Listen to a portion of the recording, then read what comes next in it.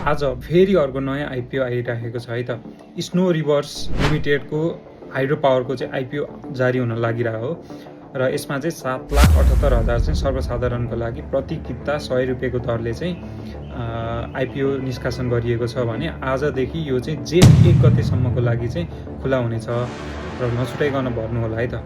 र यदि तपाईँहरू चाहिँ मल्टिपल पिओ आइडी चलाउनुहुन्छ आफ्नो फ्यामिली मेम्बर्सहरूको पनि आइपिओ एकैचोटि बल्कमा म्यानेज गर्न चाहनुहुन्छ भने चाहिँ हाम्रो पैसा एक्स प्लेटफर्मलाई चाहिँ आइएस अथवा एन्ड्रोइड दुइटैमा एभाइलेबल छ। त्यो डाउनलोड गरेर चाहिँ आफ्नो पोर्टफोलियो म्यानेज गर्न सक्नुहुन्छ है त।